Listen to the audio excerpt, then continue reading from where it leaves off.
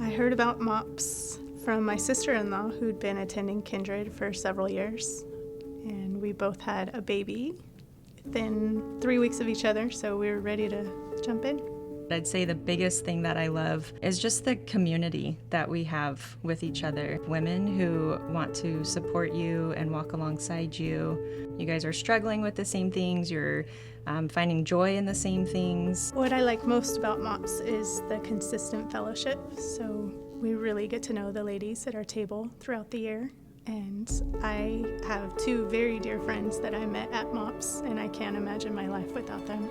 Not only are we getting talks about motherhood and raising children, but then we're also hearing all about what it means to be a biblical wife. People can, oftentimes when they have children, the children become the most important thing. And so one thing that we're really taught at MOPS is how to make our marriage a priority, and then also how to teach our kids to also make their dad a priority.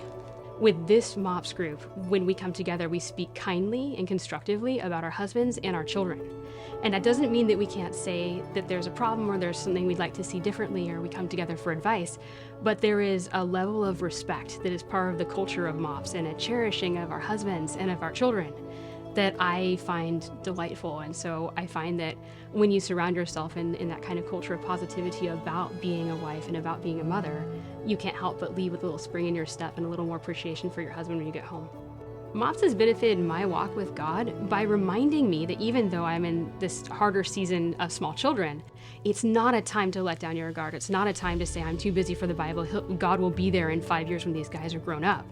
It's time right now, and that the time I put in with God and the time that I think about Him and that I get up a little earlier, it really reflects on my parenting, on my state of mind, on my marriage, on who I am and who God intends me to be. That essentially these little years are not lost years. They're wonderfully profitable times to get to know even more about God and His plan for me and my family. I think my walk with the Lord has definitely benefited from MOPS by the pouring in that we get from our mentor moms and the other people on our leadership team. All the things they've learned from their walk with the Lord. And if there's, problems arise or we have questions, they're there to pour into us. So it's in a way, it's like discipleship.